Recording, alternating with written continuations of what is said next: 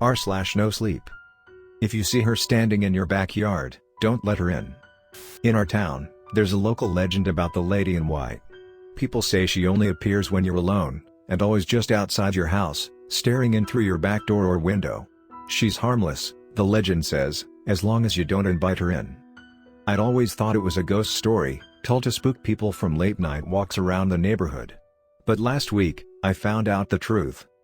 It was late, around midnight, when I heard a soft knock at my back door. I was home alone, settled in with a book, and the sound made me jump. I froze, thinking maybe it was just the wind, but then I heard it again, a delicate tapping, too precise and rhythmic to be random.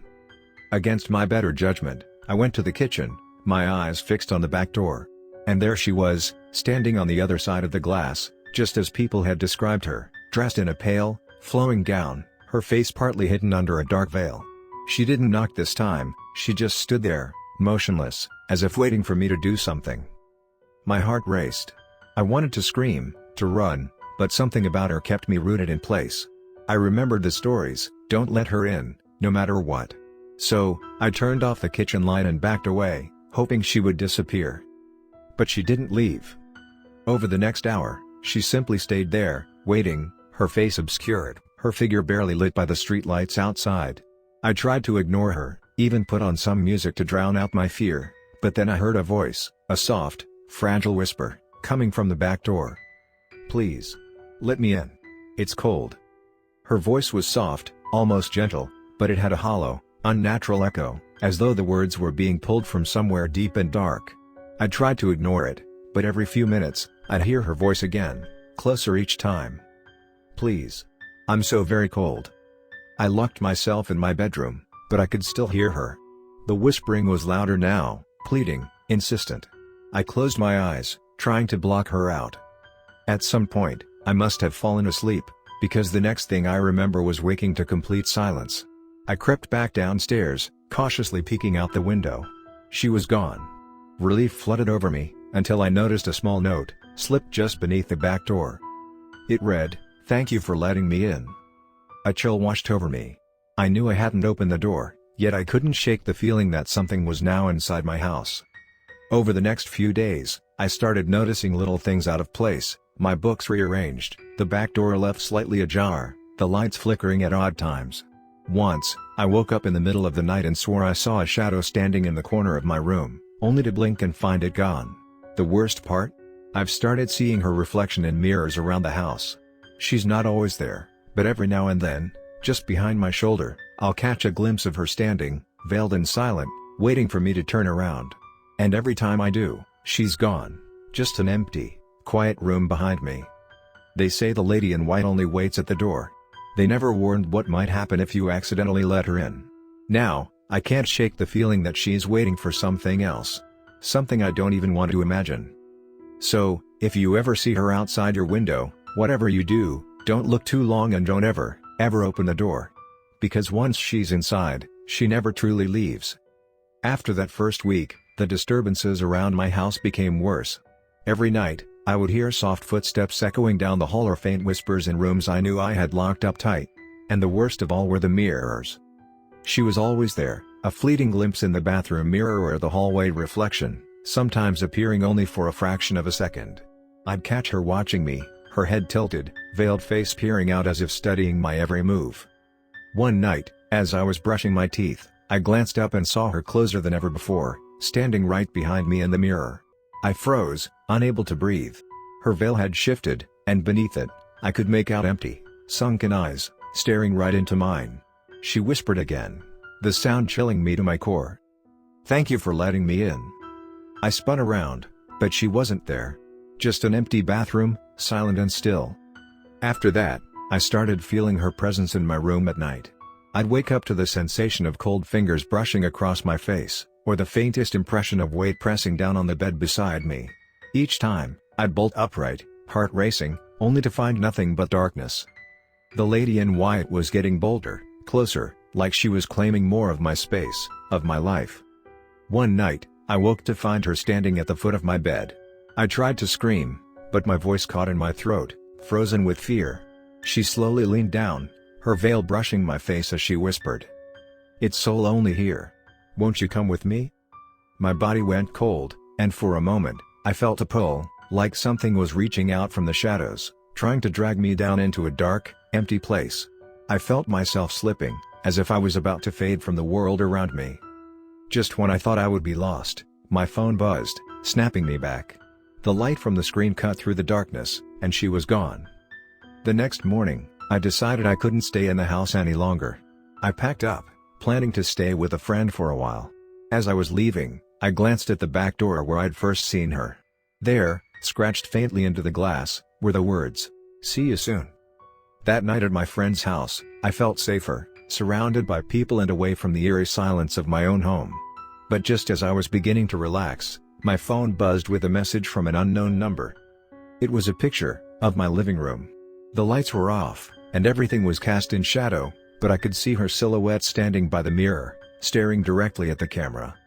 Panicking, I showed my friend, but when we looked back at my phone, the message was gone, as if it had never been there. I thought that was the end of it, but the disturbances started to follow me everywhere. I'd catch glimpses of her in store windows, in bus stop glass, even in the darkened screen of my own phone. She was no longer confined to my home, she was following me, a haunting shadow just beyond reach. One day, exhausted and desperate, I sought out an old man in town rumored to know about spirits and hauntings. When I told him about the lady in white, he grew pale. "You've invited her into your life," he said gravely. "You can't just run from her. She wants something, something only you can give her." "What does she want?" I asked, my voice shaking. He looked at me, his eyes dark. "A place to stay. To live.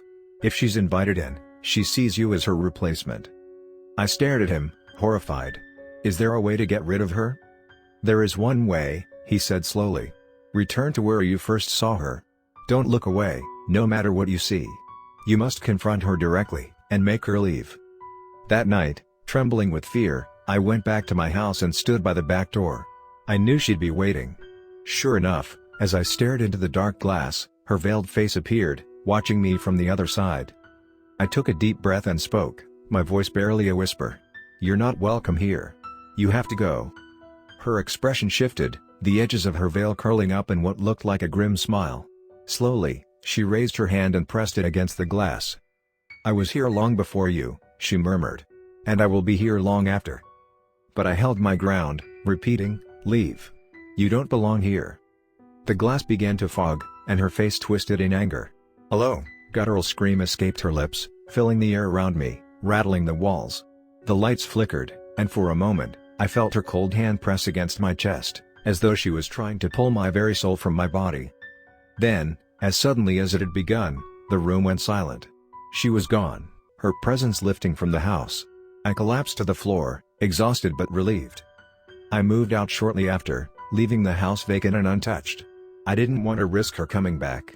But sometimes, I catch a glimpse of her in the reflections around town, standing just out of sight, waiting. So, if you ever see a figure outside your window, her face hidden beneath a dark veil, don't let her in. Because once she's inside, she'll never really leave. After moving out, I tried to rebuild my life in a new apartment across town, hoping distance would sever whatever hold the lady in white had on me. But even with new walls and new neighbors, I could never quite escape the memory of her cold, haunting presence. The first few weeks were peaceful. I started sleeping better, cautiously allowing myself to believe she was finally gone. I even felt a little silly for letting a ghost story disrupt my life so completely. But then, one night, I returned home from work to find something on my new back porch, a small white handprint, delicate but smeared, as if someone had pressed a bloody palm against the glass before dragging it downward. My heart skipped a beat. I didn't open the door, didn't let curiosity get the better of me. Instead, I turned around, locked myself in my bedroom, and refused to acknowledge what I had seen. But over the following days, more marks appeared. Small, strange symbols scratched into the glass, symbols that seemed to spell out words if I looked long enough. The faint lines on the window kept rearranging into the same haunting phrase. "Let me in." I tried to ignore it, to convince myself it was just someone messing with me, but the feeling of being watched grew stronger. Every night, just after sunset, I'd feel her, somewhere outside, her gaze creeping through every crack, every keyhole, lingering on my door and windows. Then, things started happening inside the apartment. It was small things at first, a misplaced item here, an open door there. One night, I heard faint whispering from the empty bathroom, like voices just beyond the mirror. Terrified, I covered every reflective surface in the apartment with cloth, hoping it would block her from finding a way in. But it didn't stop her. The final straw came one night when I woke up to the feeling of someone breathing on the back of my neck. I was paralyzed, a frigid weight pressing down on me, holding me in place. The air was cold, freezing, and I could feel a slender, icy hand resting on my shoulder. Slowly, I forced myself to turn over, but when I did, there was no one there, only the faint imprint of a hand on my pillow, and the strong scent of stale, earthy decay lingering in the air. Heart pounding, I fled the room and spent the night in my car, too terrified to return inside until morning. Desperate, I visited the old man again, the one who had warned me before. He shook his head when he saw me. "I told you," he muttered. "Once you invite her in, she'll follow you, no matter where you go. The lady in white doesn't simply haunt houses, she haunts people. You are what she wants now." "What do I do?" I pleaded. "I can't keep living like this. I can't even sleep without feeling her watching me." The old man sighed, his eyes filled with pity. "There's only one way to break the bond," he said. "You must face her again, but this time, not from a place of fear." I stared at him, uncomprehending. "What do you mean?" "You must confront her, not as her prey, but as her equal. Stand before her in a mirror. Look her directly in the eyes, and tell her to leave your life. But beware, if she senses weakness, even the slightest hint of fear, she'll draw you in, body and soul." It sounded impossible. But I knew I had no other choice. I went home that night, trembling, determined to end this once and for all. In the bathroom, I uncovered the mirror, watching as the dim light from the hallway flickered behind me. I took a deep breath and waited, my eyes locked on my reflection, determined not to blink. Minutes ticked by, and just when I began to doubt anything would happen, I saw a faint shimmer behind my shoulder. The light in the bathroom dimmed, and there she was, the lady in white, her figure wavering, almost blending with the shadows, her veil draped over her face. I clenched my fists, summoning every ounce of courage, and spoke directly into the mirror. "You're not welcome here. Leave my life and never come back."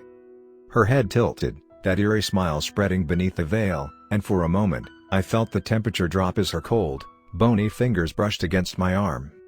"You invited me in," she whispered, her voice low and haunting. "You cannot undo what you willingly allowed." Her fingers tightened, and I felt the mirror pull, as if the glass was stretching, pulling me into it. I held my ground, fighting the dizzying sensation as the bathroom around me began to waver. "No," I said, louder this time. "You don't belong here. You were never meant to be in my life. Go back to where you came from." Her figure wavered, her fingers loosening. I could see something shift behind her veil, anger, or maybe fear. She reached forward one last time, her hand pressing against the glass, and I mirrored her, pressing my palm against hers. Then I closed my eyes, whispering, "I release you. You have no hold over me." A deafening silence fell over the room. When I opened my eyes, the lady in white was gone. The mirror was empty, my reflection alone and unbroken. For the first time in weeks, the air felt clear, and the feeling of her presence was gone. That night, I slept peacefully, free from her haunting gaze. The lady in white was gone, but as I drifted into sleep, I couldn't shake the faintest feeling, deep in my bones, that I hadn't seen the last of her. And now, whenever I pass by a mirror, I make sure not to look too long.